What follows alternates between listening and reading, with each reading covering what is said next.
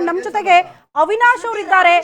ವಾಪಸ್ ಬರ್ತೀನಿ ಮ್ಯಾಮ್, ನಾನು ರಾಜ್ಯದ ಬಗ್ಗೆ ವಾಪಸ್ ಕಂಪೇರ್ ಮಾಡ್ತೀನಿ. ಬರ್ತೀನಿ ಬಸವರಾಜ್ ಸರ್, ಬರ್ತೀನಿ. ವಿಧಿ ವಿಜ್ಞಾನ ತಜ್ಞರಿದ್ದಾರೆ ಸರ್, ಒಂದ್ ಸೆಕೆಂಡ್.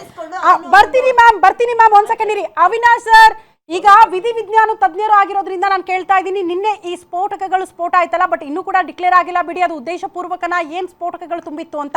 ಬಟ್ ಸ್ಫೋಟ ಆಗಿರುವ ಇಂಟೆನ್ಸಿಟಿ, ಅದರ ತೀವ್ರತೆಯನ್ನ ನೋಡಿದಾಗ ಏನಾದ್ರೂ ಅಂದಾಜು ಮಾಡಬಹುದಾ ಸರ್? ಯಾವ ರೀತಿಯ ಸ್ಫೋಟಕಗಳನ್ನ ಹೊತ್ತು ತಗೊಂಡು ಹೋಗ್ತಾ ಇದ್ರು, ಎಷ್ಟು ಕೆಜಿ ಸ್ಫೋಟಕಗಳಿರಬಹುದು, ಇದರ ಉದ್ದೇಶವನ್ನ ಫೈಂಡ್ ಔಟ್ ಮಾಡೋದಕ್ಕೆ ಸಾಧ್ಯ ಆಗುತ್ತಾ ನೀವು ನಿನ್ನೆ ಗಮನಿಸಿದಾಗ, ಅದರ ಇಂಟೆನ್ಸಿಟಿಯನ್ನ ನೋಡಿದಾಗ?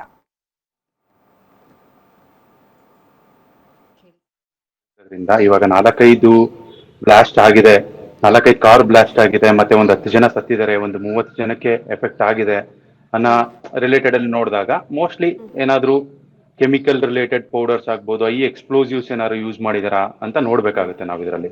ಸೊ ಆ ತರ ಯೂಸ್ ಮಾಡೋದ್ರಿಂದನೇ ಬ್ಲಾಸ್ಟ್ ತುಂಬಾ ಇಂಟೆನ್ಸಿವ್ ಆಗುತ್ತೆ, ಹೈ ಲೆವೆಲ್ ಅಲ್ಲಿ ಆಗುತ್ತೆ, ಅದರಿಂದ ಎಫೆಕ್ಟ್ ತುಂಬಾ ಜಾಸ್ತಿ ಇರುತ್ತೆ. ಬಟ್ ಈಗ ಏನೇನ್ ಎವಿಡೆನ್ಸಸ್ ಕಲೆಕ್ಟ್ ಮಾಡ್ತಾರೆ, ಫಿಸಿಕಲ್ ಆಗ್ಬೋದು, ಕೆಮಿಕಲ್ ಆಗ್ಬೋದು, ಬಯಾಲಜಿಕಲ್ ಆಗ್ಬೋದು, ಈ ತರ ಎವಿಡೆನ್ಸಸ್ ಗಳಿಂದ ಏನು ಅದೇ ಫಿಸಿಕಲ್ ಎವಿಡೆನ್ಸ್ ಮತ್ತೆ ಕೆಮಿಕಲ್ ಎವಿಡೆನ್ಸ್ ಕಲೆಕ್ಟ್ ಮಾಡೋದ್ರಿಂದ ಅವರು ಅದರಲ್ಲಿ ಏನ್ ಯೂಸ್ ಮಾಡಿದ್ದಾರೆ, ಯಾವ ಕೆಮಿಕಲ್ ಯೂಸ್ ಮಾಡಿರ್ಬೋದು, ಎಷ್ಟು ಪರ್ಸೆಂಟೇಜ್ ಯೂಸ್ ಮಾಡಿರ್ಬೋದಿದೆ, ಮತ್ತೆ ಏನ್ ಪೌಡರ್ಸ್ ಗಳು ಯೂಸ್ ಮಾಡಿರ್ತಾರೆ ಕೆಮಿಕಲ್ ರಿಲೇಟೆಡ್ ಅನ್ನೋದು ಇವಾಗ ಕ್ಯೂರಿಯಾಸಿಟಿ ಸರ್, ಜನರ ರಿಯಾಕ್ಷನ್ ಹೆಂಗಿತ್ತು ಅಂತ ಅಂದ್ರೆ, ಈ ಕಲ್ಲು ಕ್ವಾರಿಗಳಲ್ಲಿ ಯೂಸ್ ಮಾಡ್ತಾರಲ್ಲ ಅಂತ ಸ್ಫೋಟಕಗಳನ್ನು ತುಂಬಿಕೊಂಡು ಹೋಗ್ತಾ ಇದ್ರಾ, ಅಲ್ಲಿಗೆ ಏನಾದ್ರು ತೆಗೆದುಕೊಂಡು ಹೋಗ್ತಾ ಇದ್ರಾ, ಅಥವಾ ಬೇರೆ ಉದ್ದೇಶಕ್ಕೆ ಇಷ್ಟು ಸ್ಫೋಟಕಗಳನ್ನ ಯೂಸ್ ಮಾಡ್ತಾರ, ಎಲ್ಲಿ ಯಾವ ಸಂದರ್ಭಕ್ಕೆ ಯೂಸ್ ಆಗುವಂತಹ ಸ್ಫೋಟಕಗಳು ಇರಬಹುದು ಅನ್ನೋ ಜನರದ ಒಂದು ಪ್ರಶ್ನೆ ಇತ್ತು ಸರ್ ಸಾಮಾನ್ಯವಾಗಿ. ಅದ್ರ ಬಗ್ಗೆ ಒಂದು ಕ್ವಿಕ್ ರಿಯಾಕ್ಷನ್ ಕೊಡೋದಾದ್ರೆ ಮೇಡಮ್, ಇವಾಗ ಫಾರ್ ಎಕ್ಸಾಂಪಲ್ ಕೆಮಿಕಲ್ ರಿಲೇಟೆಡ್ ಅಲ್ಲಿ ತುಂಬಾ ಕೆಮಿಕಲ್ಸ್ ಇರುತ್ತೆ, ಅಂದ್ರೆ TNT ಅಂತ ಇರುತ್ತೆ, RDX ಇರುತ್ತೆ, ಬ್ಲಾಕ್ ಪೌಡರ್ಸ್ ಇರುತ್ತೆ, ಈ ತರ ತುಂಬಾ ಕೆಮಿಕಲ್ಸ್ ರಿಲೇಟೆಡ್ ಪೌಡರ್ಸ್ ಗಳಿರುತ್ತೆ, ನಿಮ್ಗೆ ಕೆಮಿಕಲ್ಸ್ ಇರುತ್ತೆ. ಬಟ್ ಈ ಪರ್ಟಿಕ್ಯುಲರ್ ಕೇಸ್ ಅಲ್ಲಿ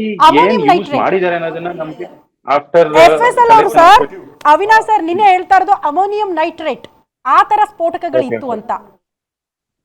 ಅದೇ ಮೇಡಮ್, ಅದು ಹೈ ಎಕ್ಸ್ಪ್ಲೋಸಿವ್ಸ್ ಆಗಿರೋದ್ರಿಂದ ಇವಾಗ ಆ ತರ ಅಂದ್ರೆ ಅದು 1 kg ಕ್ವಾಂಟಿಟಿ 2 kg, ಅದು ಕ್ವಾಂಟಿಟಿ ಮೇಲೆ ಡಿಪೆಂಡ್ ಆಗುತ್ತೆ. 1 kg ಅಲ್ಲಿ ಆದ್ರೆ ಇಷ್ಟು ಬ್ಲಾಸ್ಟ್ ಆಗ್ಬೋದಿದೆ, ಇಷ್ಟು ಎಫೆಕ್ಟ್ ಆಗ್ಬೋದಿದೆ ಅನ್ನೋ ತರ ಇರುತ್ತೆ. ಸೊ ದಟ್ ನಾವು ಪ್ರೀವಿಯಸ್ಲಿ ಇವಾಗ ನಾವು ಕರ್ನಾಟಕದಲ್ಲೇ ನೋಡಿದಾಗ ಕುಕ್ಕರ್ ಬ್ಲಾಸ್ಟ್ ನಾವು ನೋಡಿದ್ವಿ ಮಂಗಳೂರಲ್ಲಿ. ಸೊ ಅಲ್ಲಿ ಇಂಟೆನ್ಸಿಟಿ ಕಡಿಮೆ ಇರುತ್ತೆ, ಯಾಕಂತ ಹೇಳಿದ್ರೆ ಅಲ್ಲಿ ಯೂಸ್ ಮಾಡಿರೋಂತ ಕೆಮಿಕಲ್ಸ್ ಆಗ್ಬೋದು, ಪೌಡರ್ಸ್ ಆಗ್ಬೋದು, ಲೋ ಕ್ವಾಲಿಟಿಯಲ್ಲಿ ಯೂಸ್ ಮಾಡಿರ್ತಾರೆ.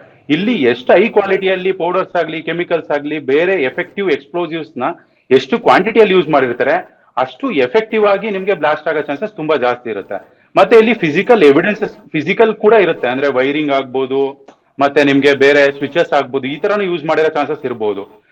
ಅವ್ರೇನಾದ್ರು ಪ್ಲಾನ್ ಮಾಡಿ ಅಲ್ಲೇ 3 hours ಅಲ್ಲೇ ಮಾಡಿದ್ರು ಅಂತ ಹೇಳಿದ್ರೆ, ಸೊ ದಟ್ ನಾರ್ಮಲ್ ಆಗಿ ಕೆಮಿಕಲ್ ರಿಲೇಟೆಡ್ ಯೂಸ್ ಮಾಡಿರ್ತಾರೆ ಅನ್ನೋ ವಿಚಾರಗಳು ತುಂಬಾ ಜಾಸ್ತಿ ಇರುತ್ತೆ. ಬಟ್ ಅವ್ರು ತಗೊಂಡ್ ಬಂದು ಬೇರೆ ಕಡೆಯಿಂದ ಅಲ್ಲಿ ಫಿಕ್ಸ್ ಮಾಡಿರೋ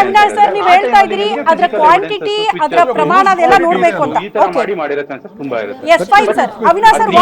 ಆಗಿದೆ ಅಂದ್ರೆ ಎಕ್ಸ್ಪ್ಲೋಸಿವ್ಸ್ ಅಲ್ಲೇ ಯೂಸ್ ಮಾಡಿ ಕೆಮಿಕಲ್ ರಿಲೇಟೆಡ್ ಏನೋ ಆದ್ರೆ ಫಾರ್ ಎಕ್ಸಾಂಪಲ್ ಹೇಳಿ ಮೇಡಮ್. ಓಕೆ, ವಾಪಸ್ ಬರ್ತೀನಿ ಸರ್, ಅದ್ರ ಬಗ್ಗೆ ಮತ್ತಷ್ಟು ಮಾತಾಡ್ತೀನಿ.